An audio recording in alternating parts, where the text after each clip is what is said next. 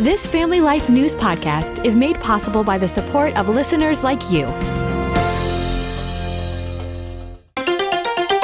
Next on the 5 o'clock report. This was the perfect choice. How much prayer do you need? How much God do you need? We had 6 inches of water in the garage.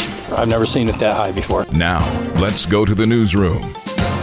Good afternoon and welcome to the broadcast. I'm Family Life News anchor Sarah Harnish. Cheers in Rome today. A pope has been chosen.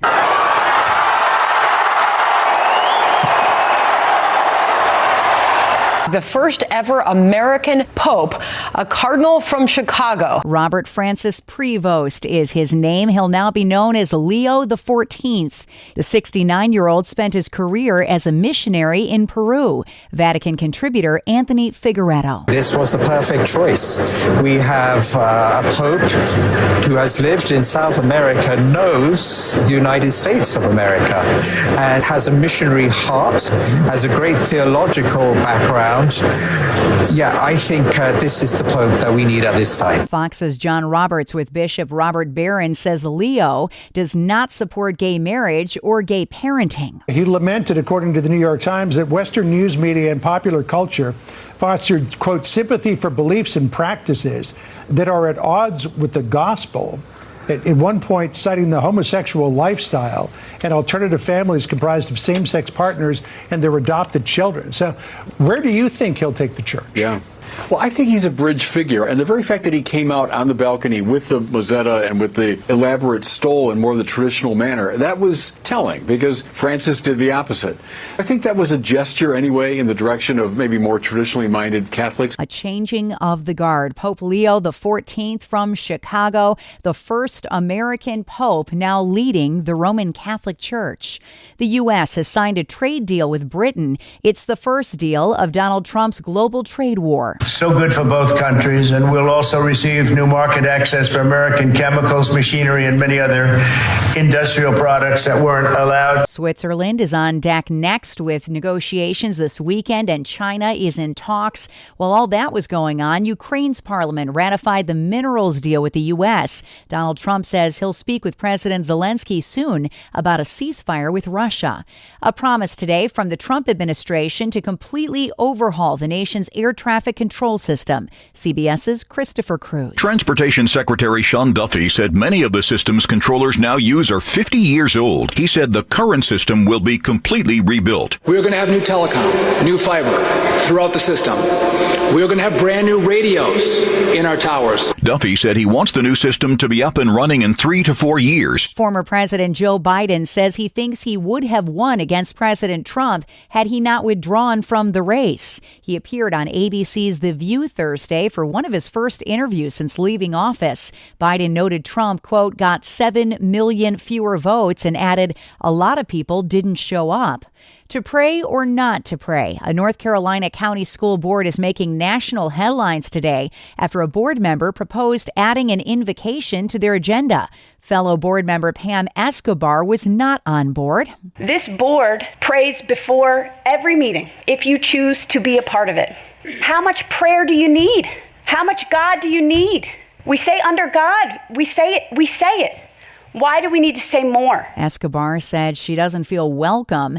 There's currently a pre-meeting prayer group, but board member Melanie Freeman is requesting adding an invocation to the official agenda. From the very beginning, when the Puritans touched ground in the New World, prayer has been the bedrock of this nation. The First Continental Congress relied heavily on prayer to move forward in their deliberations and bring unity. Escobar says she'll sue if it happens.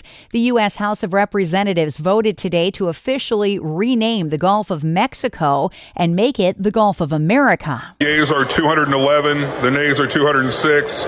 The bill is passed. The bill now heads to the Senate. If passed, it would change President Trump's executive order on the name into federal law, directing U.S. agencies to update maps and documents.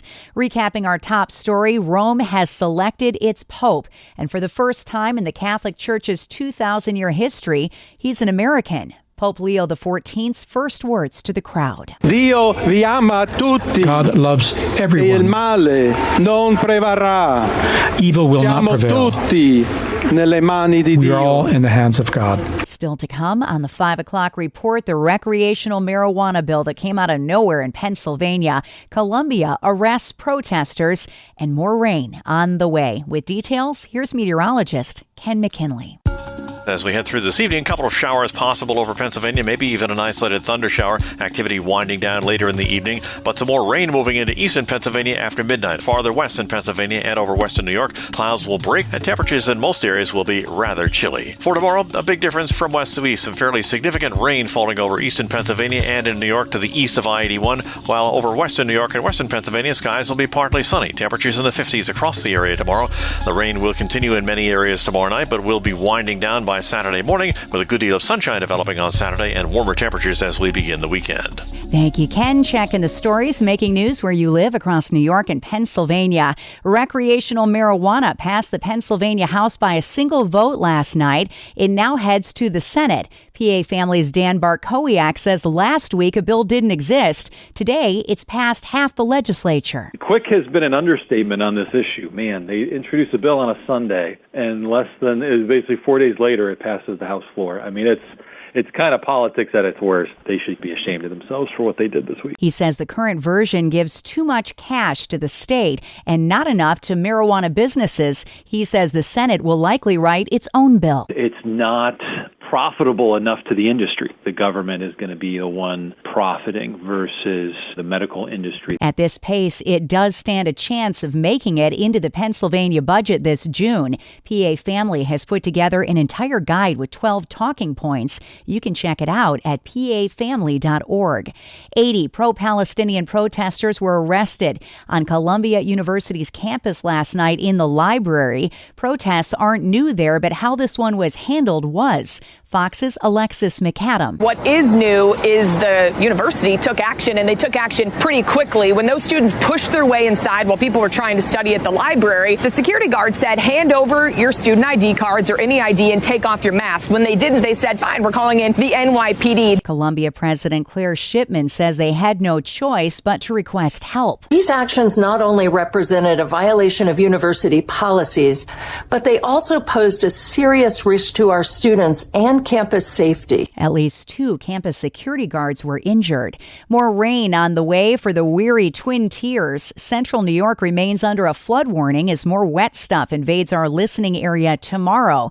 Folks who live in Tompkins, Cortland, Cayuga, and Onondaga counties have had enough. Steve Roof has lived in the town of Jordan for 35 years and has never seen flooding like he saw this week. We had 6 inches of water in the garage. It was overflowing the bridge up there. I've never seen it that high before. Water levels are high enough that roads could become inundated. Visit from a judge. The Chief Justice of the U.S. Supreme Court was in Western New York last night. John Roberts took part in a Q&A at the Hyatt Regency Hotel in downtown Buffalo. You spent the first 10 years of your life in Hamburg, right? What do you remember about growing up in Buffalo? It was cold. The 70-year-old Roberts stressed the need for the Supreme Court to operate independently of other branches of government. And recognize any of these sounds?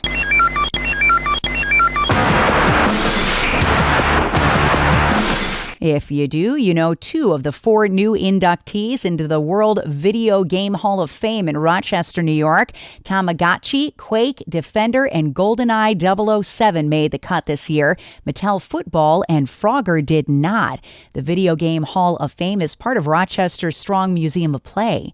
Next at 5, physician-assisted suicide and why it's a bad idea, straight from the mouth of a doctor. Let's listen in.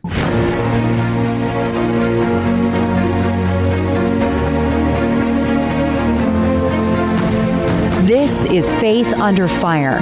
We take you straight to the voices on the front lines of religious battlegrounds. I'm news anchor Sarah Harnish, and with me today, New York doctor Stanley Bukowski. We're talking physician-assisted suicide. Dr. Bukowski, you were with the New York Alliance Against Assisted Suicide rallying in Albany this week. If this bill passes, it would allow terminally ill patients with fewer than 6 months to live to request drugs from doctors to end their life. Why do you oppose physician-assisted suicide? It's bad medicine. Patients who are at the end of life don't need a doctor to give them a lethal dose of something. What they need is pain relief, they need comfort and support, and they need accompaniment. They need the doctor to be there, to be present. Assisted suicide takes the patient, gives them a lethal dose to give to themselves, and essentially abandons the patient when they're at their lowest point. You were in Albany this past Tuesday, and this bill is halfway through the legislature. It's been a 10-year process of them reintroducing it.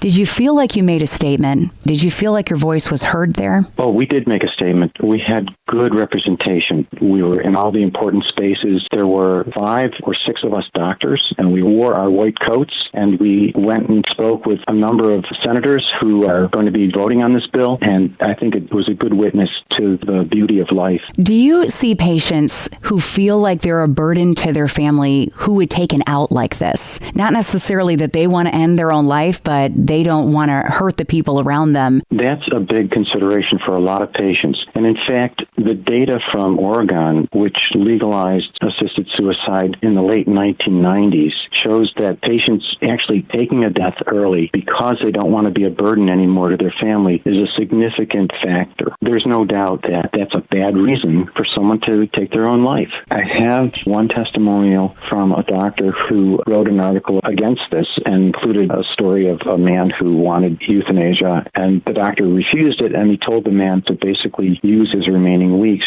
to find what it was that is lacking in his life. And the man actually reconciled with his son and came back and thanked the doctor for refusing him the assisted suicide. You're a doctor. Why would you leave your office and come to Albany for something like this? Why does it matter so much to you to stop this bill? It's a danger to the patients, particularly to those who are less supported, vulnerable, not feeling well at the end of life. They're weak, they're uncomfortable, they're discouraged, they may be depressed, they may be despairing, and they may choose this out of lack of options.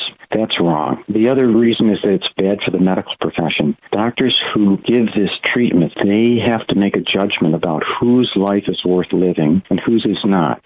Not to mention the fact that the requirements of the law include falsifying the death certificate. We have to put on the death certificate that the patient died of their disease, when in fact they weren't dying from their disease that day at all. What they're dying from is a lethal dose of medicine. I hope that people will lobby their senators to vote against this. Learn more at nosuicideny.org. That's Dr. Stanley Bukowski. You can subscribe, listen to, and share Faith Under Fire and all of Family Life's original podcasts at Apple Podcasts, Spotify, YouTube, or at familylife.org.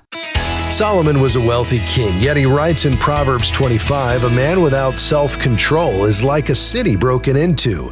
Hi, I'm Rob West with today's Faith and Finance Minute. This scripture implies that left to our own desires, we self-destruct, and this is the paradox of discipline. A paradox is something that seems to be one way, but is really the opposite. We think discipline limits our freedom, but actually it enhances it. We have to discipline ourselves to live on a spending plan when we'd rather spend as we like.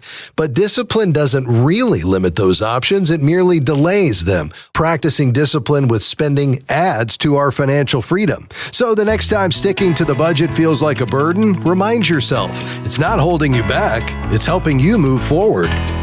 We can help you learn to manage your money according to biblical principles when you download the free FaithFi app. You'll find it on our website at faithfi.com. Coming up on the 5 o'clock report, not all screen time is bad screen time. We've got that story after weather.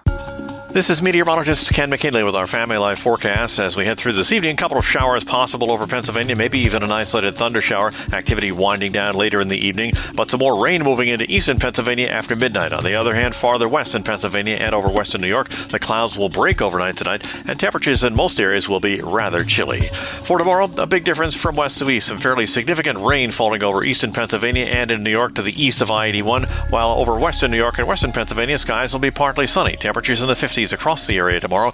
The rain will continue in many areas tomorrow night, but will be winding down by Saturday morning, with a good deal of sunshine developing on Saturday and warmer temperatures as we begin the weekend.